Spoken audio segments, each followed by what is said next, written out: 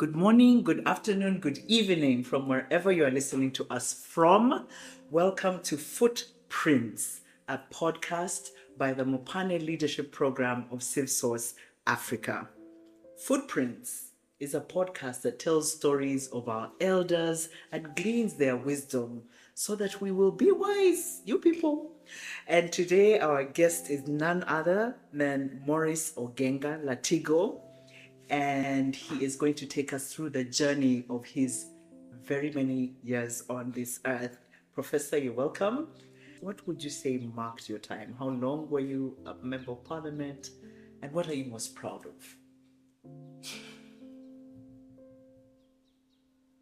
I think my biggest prize is that I served this country with all my heart.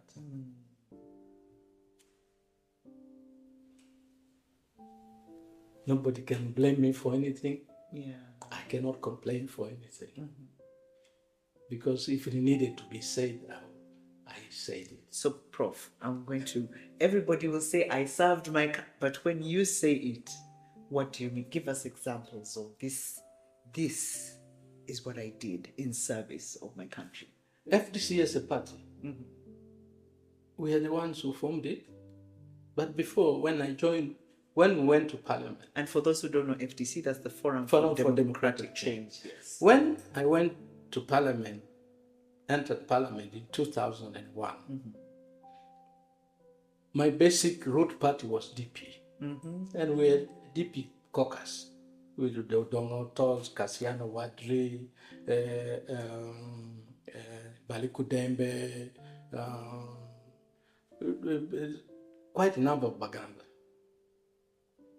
And we formed the DP caucus. What made me eventually leave was there was that fight that took place between the Semogerere group and the Buenje group in the 2001 elections when Buenje stood. And we did everything to bring DP together. I chaired a reconciliation meeting which would all with the Robert Kitariko, now mayor of Kampala. Yes, Elias Lukwago. Yes. Would all that meeting Christ the King would chair. And I think I could see things quickly. When things were difficult, I'll just say, let's go and take a rest at Speak Hotel. And then you buy drinks. Kitariko like to drink, many others like to drink. And when they're drinking, they start talking to each other. And me, I'll just note what occasionally I throw in things to allow them to exchange. And then the next day I said, yesterday when we were having a drink, this came up and these were the positions. And we worked out an agreement.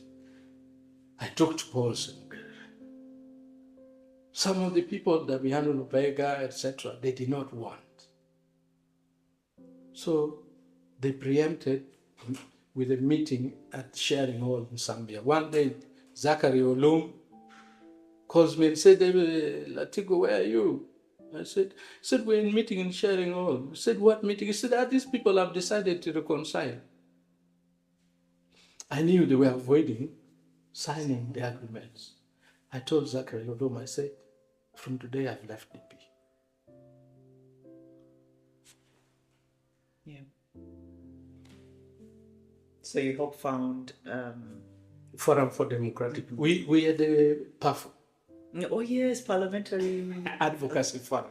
Yes, I remember the Salam Musubas, Adolf Mweside, Ben Honourable Robert Mao, Ruzindana, all of us were in that thing. Yes. Oh, that's powerful. So from powerful, then we started talking about forming with Reform Agenda. The Regans.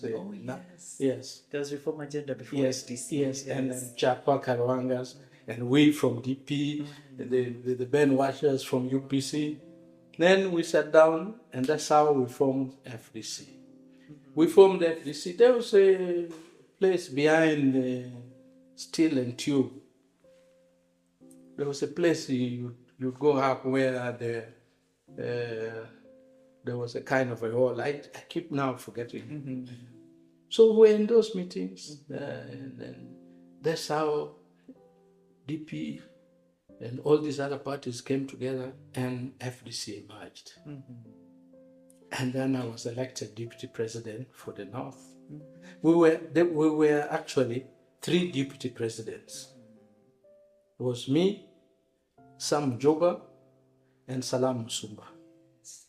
And because Dr. Besigye, whom we had elected party president, was in South Africa, we made Salam Musumba acting party president. And our first national executive council we held in Stellenbosch in South Africa.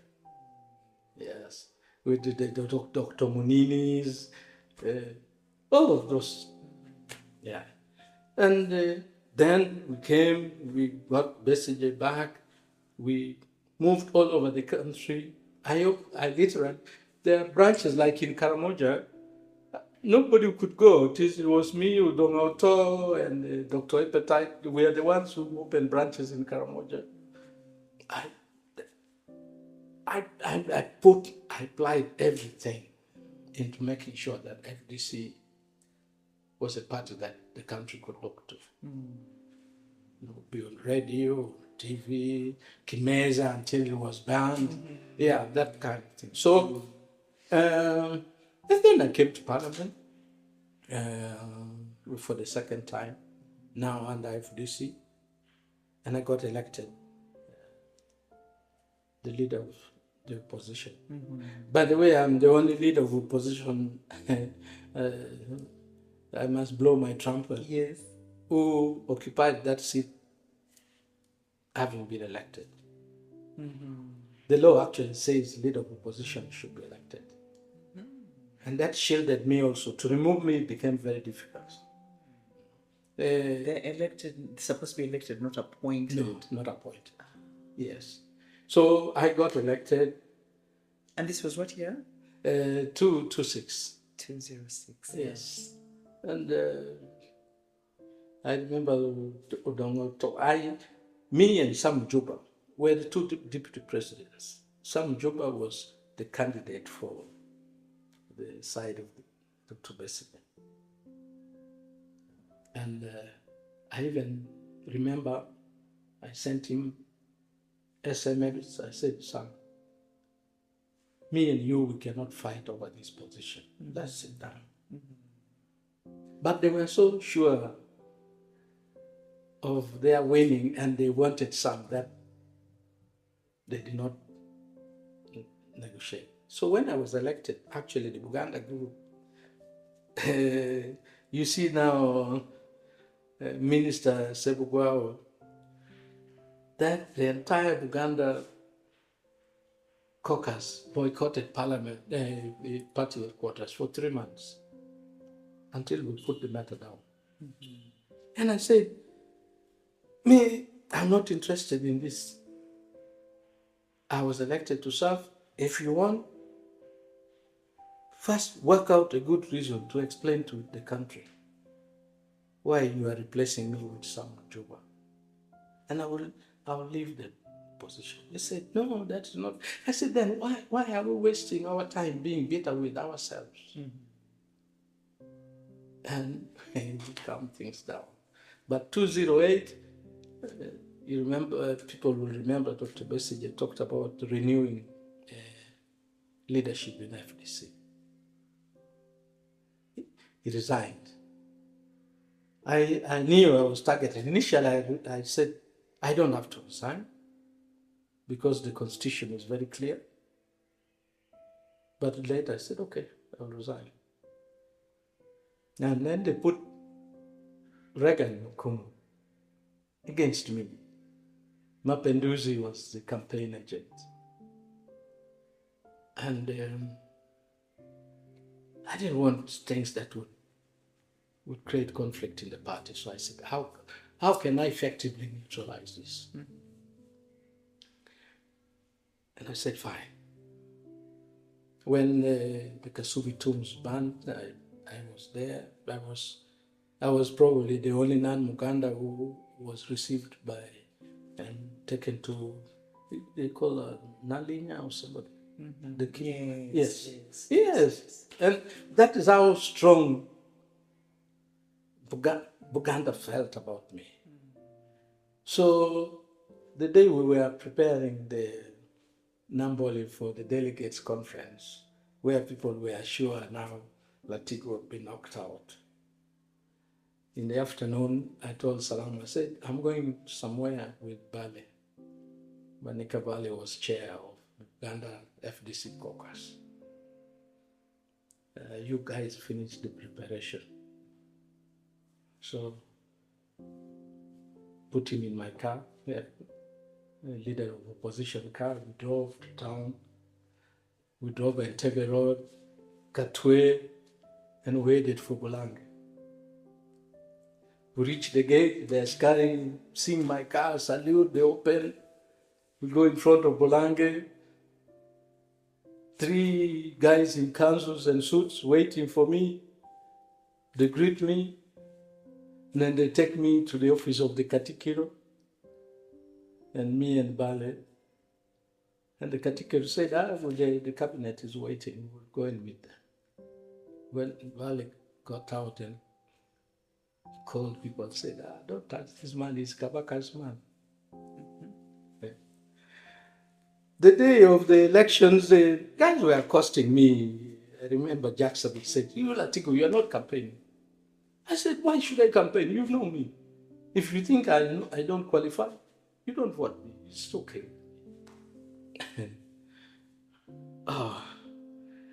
Then they started counting results from Central. Mpigi Latigo 140 something, Reagan 3. Masaka Latigo 200 something, Reagan 7. These guys didn't know what happened. That day I felt a little sympathy for KB. I think I could see even tears of defeat in his eyes. But for me, the important thing was not to hurt anybody, but do what I can do as a politician. But in the house, everybody knew I was straight. In fact, I was told later, we walked up about PRA and the storming of those guys, they called them what? With the T-shirt, they stormed the court. Yes, the black man, something like that. Yes. Then we walked out, we visited the prisoners in Uzira with rallies. We went to the Human Rights Commission. I remember a lady who became a judge later, she was very hostile to us. And I said, no, you're a commissioner. Your job is to listen to us. It's not to exercise hostility towards us. When we went to the courts, I wrote to court seeking appointment. And they wrote back, said, you can come. And then they said, but you don't come with the journalists. I said, journalists are not members of parliament. When they come to make stories about us and you. And in that place, you're the one in charge. So don't ask me. Yes. So we go and we prepare the statement. It was Justice Ugwala, he was the principal judge who received us.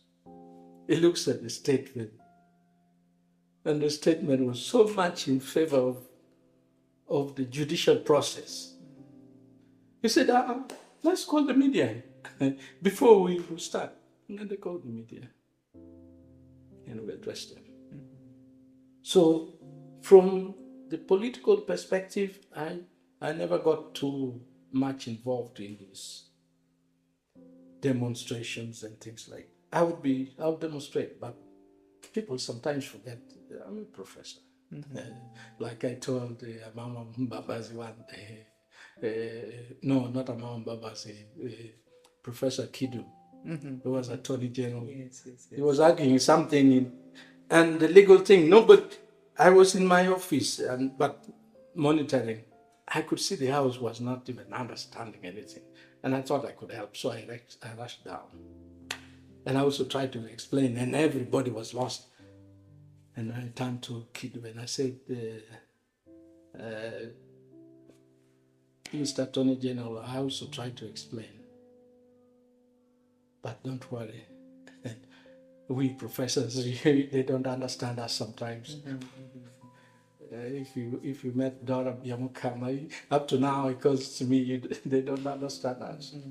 So in Parliament, we did what was right for the country. The deployment in Somalia, our party was absolutely opposed. Kiyonga was the first minister. He came to my office and said, Latigo, why are you not supporting us? I said, how do I support you when you don't brief? The law requires you people to brief me, but you think as opposition, you ministers are too big. How do I help you? They brought all the IGAD protocol on deployment in Somalia. There were already formal signed agreements. That day, we left the office at 2 a.m. I prepared a brief.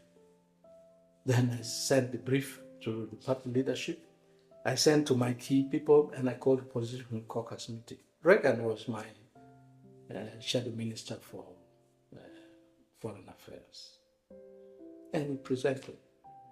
And I said, these are the documents I received from the minister. The country has already committed itself. And at any rate, if we oppose it, they will use it against us to the West and say, you see these guys? So they said, you go and prepare a statement. And we'll call the press.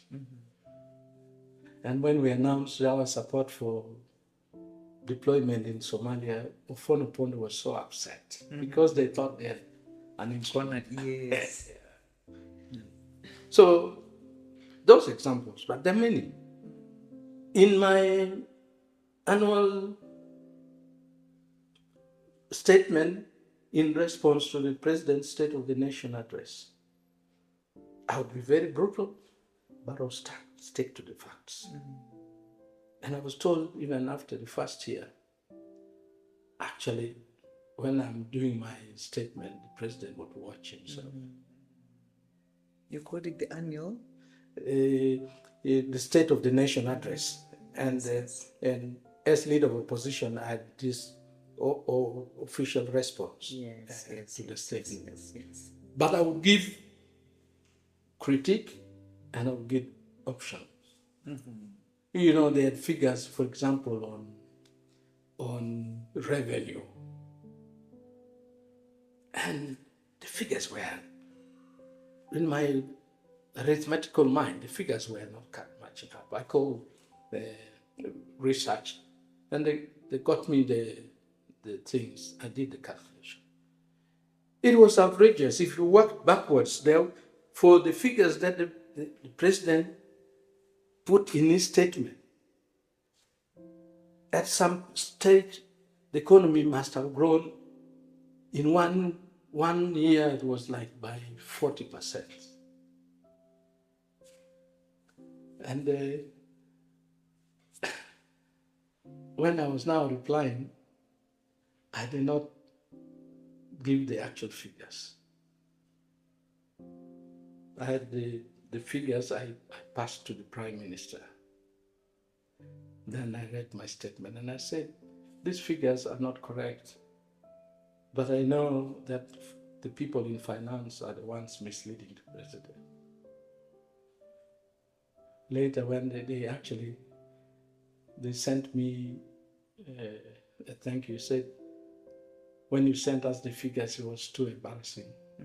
And we were scared. I said, no, it would not have, because I really want the government to do the right thing. You cannot force a wrong person to do the right thing by demonizing the person. Yeah. So, and many instances, figures on UPE.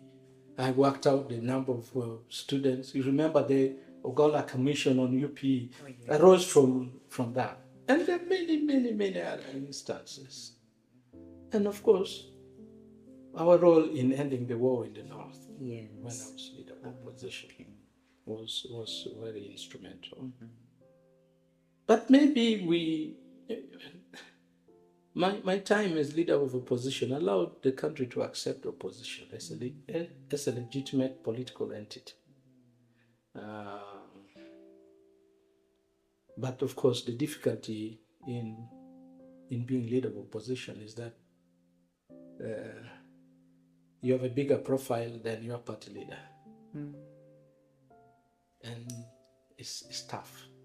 Because I had now to bear the pressure coming from my own party and bear the pressure coming from the ruling party. Yes. It's more than walking a tightrope. It's tough.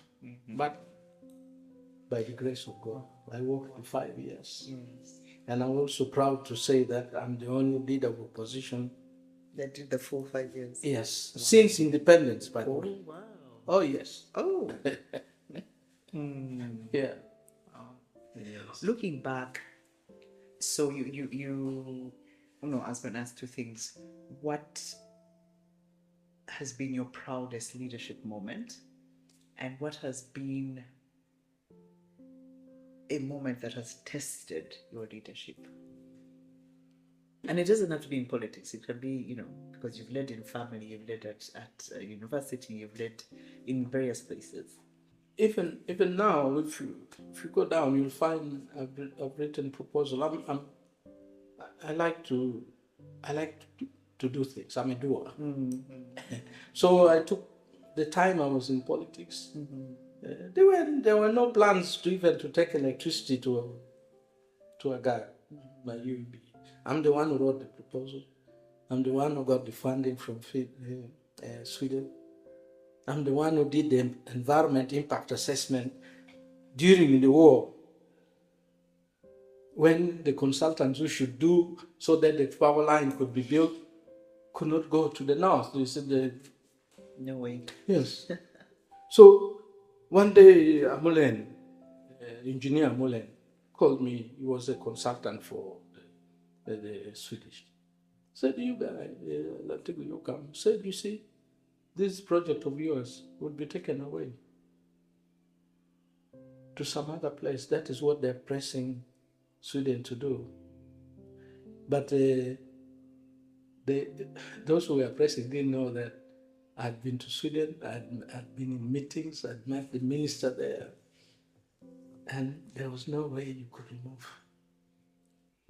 So I said, if it is environment impact assessment, I'll do it. Give me the name of the engineer, was in technology. I called him and I said, get me 3 students for field data collection. Get me any equipment that we need in the field to come with them, facilitate them. For me, I would fuel my vehicle, and this is part of my responsibility. Then I arranged with Brigadier Chiang, was a division commander based in Lira. They arranged military escort. And it's amazing. We come from Lira, we start the work from Kwanakilak, we come and we go to Pade. Now there's a river before you turn to Pade called Otaka. We passed there. When we came back from Pade, we found after us a pickup was ambushed and 6 people were killed in that ambush. And we did Beam, Kalongo. I wrote the report. So even town council, we had Kalongo, you had this fight about district headquarters. So Kalongo, which was even a town board, they removed the town board. Perez Ahabwe was my student. Now, Perez was Minister of State for Local Government. So I told Perez, they've removed Kalongo from. So we brought back town boards. and town council. And after Kitgum, Kallang became a town council, and later Patong. Then National Water, we did the survey, Dr. Wana Tiem. They all, those towns are piped water. MTN network, I told you we asked to the president in a meeting. I said, you're blaming us when the LRA attack, the Koromojong attack, there's no way of, he said, call MTN. But it was a major, it was his aide de camp. Said, call MTN. Told MTN, I want a network in 2 weeks. And they did that. And so many things. Gulu University, we were the ones who wrote the document that created Gulu University. Now the clinical officers center in Ubia Island. The Dutch were very good friends of ours. They're the ones who gave us. They also gave us money to rehabilitate Sasema Beke. And I go there with the Minister Bitamazire. And the local NRM functionaries did not even want me to talk in the thing. The minister got up and told them, this program we are launching was brought by me and Professor. You cannot leave him out. So she's the one who picked me. I addressed the meeting, even the ribbon to build a laboratory. He said, we are going to cut together. And many other things. Of course, agriculture. When I lost in 2011, I just went to the farm. And now you go to nowhere. When people go there, they cannot believe the kind of mechanization that is happening there. And of course, I was chair of actually technical working committee on oil and gas. And the oil story is very clear to some of us. That one, we sort it out quietly. Yes. So my greatest moment was probably when my time, when I now lost election. I gave Kasian Wadri 2 acts. And then I picked a day to say goodbye to Parliament. And when I made my statement, the people who contributed in debates, you had to be very strong-hearted, not to even shed tears. You know, everybody from all sides appreciating how I provided leadership to the country, and all wishing me well. And some of these wishes are part of the stories of my going through many accidents and surviving. I enjoy tremendous goodwill. Yes. If we walked in the streets of Kampala now, and I stop somewhere, the borders will come to it. I mean, that is, there's no bigger reward than that. Yes. So looking at leadership now, and as we wind down this conversation,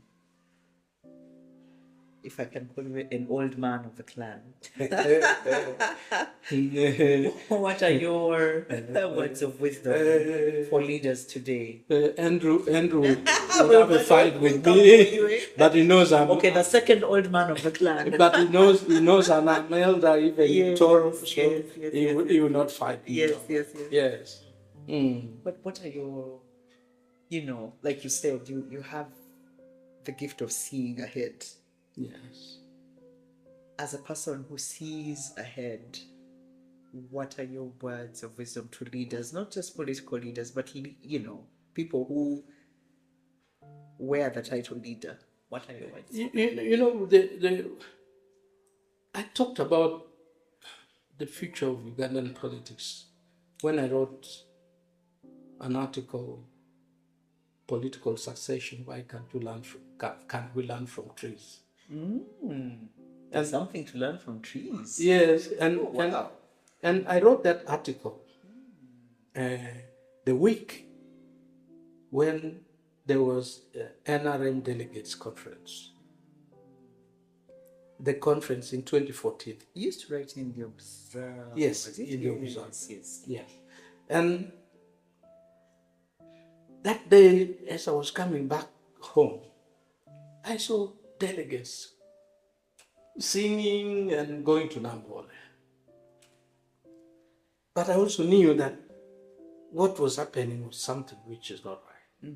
I came home, I couldn't sleep. I tried to watch TV, I couldn't. So I came and sat on my desk here and just started writing because I had to get it out of me. And I wrote and wrote and wrote. When I finished, I found the weight lifted from my head. I went and slept. And then when I woke up after breakfast, I came and edited and sent. And I talked about democracy, Scandinavian democracy and the pine forest.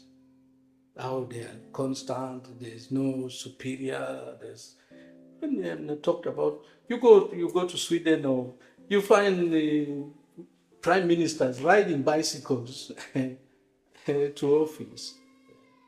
You go to schools, nobody drops their children in cities to school. The kids ride bicycles to school. Theirs is like a constant. Changes you don't even notice. Changes that no change affects individuals except in bringing progress. Then I talked about the American equatorial forest. And then I talked about the flat-topped acacia tree and the African strongmen and dictators. They're so dominating that even their own cannot grow under that tree. When we were kids, you'd go for shelter, and during the day, in the small spores, you can even see stars. So I said they are enticing, but the human side is that succession is not allowed. And I said when that tree is struck by lightning or blown down by wind, what remains below is an ecological vacuum. And those who will occupy will be primary colonizers, opportunists, etc. And there will be chaos until a stable succession is attained. And I talked, in fact, I ended that year. This guy of Kampuhore, of Burkina Faso, had just been overthrown. And I asked, who knew that that coup would happen? Because I said the problem with that system is that it is like weighing sugar in the dark. You have a 5 kilogram stone, you're scooping sugar, but you cannot know that the sugar is now enough. The next thing, it will be a very small grain that will take the scale. And I warned. President Museveni went to the last funeral rites of the father of Akulu, the lady for CID, in Dokolo. And in that, he said something. He said, even if I died today, nothing will happen to my government. He was not speaking to the crowd. He was telling me that I read your article. Because Dokolo is near enough to our place. And I've written many articles. And that also caused me problems. Sometimes people think I'm in some secret alliance with the president. But it's just because he knows I speak the truth. In every opportunity I have, I don't want to speak about opposition or NRM. I speak to President Museveni. Because the answer to the future of this country is simple. in his hands. He should not delude himself. The biggest rulers of the world, their time always has come. And for all the things he has done for this country, he must bear in mind the fact that there will be a Uganda after President Museveni. And whether it's going to be a good Uganda or a chaotic Uganda depends on how he allows the country to move from him to the next leaders. That's the biggest. Sometimes it worries me, but because I know that that is a reality, I don't have to waste my time worrying about it. I will speak about it, I will counsel people about it, but it doesn't worry me personally. Because I'm a 72-year-old young man like me. There's a lot of future in our lives. So, wow, thank you so much. And I think for me, as we close this, it's to pick that very wisdom. And for me, it applies to any leader who might think they are indispensable. I mean, I say that even looking at all, yes, that our time will come and good or chaos are choices in our hand. And so literally it's up to us to choose, but also that we can learn from trees, the pine forest, the equatorial forest, the flat-topped acacia tree. Those are examples that nature is giving you of possibilities. Yes, yes. We don't even have to go too far. And again, choice. The choice is in our hands. So how will you choose? And I think that's a question that we leave as we leave this conversation. And thank you so much for your time. Thank you. For your energy, for your passion, for your service to the country. Thank you so much. Thank you. And for our listeners, thank you so much for listening to us. As we say, ours is to bring you the wisdom of the elders. What you choose to do with that wisdom is absolutely on you. But thank you so much for tuning in, and we can't wait to bring you another guest on Footprints.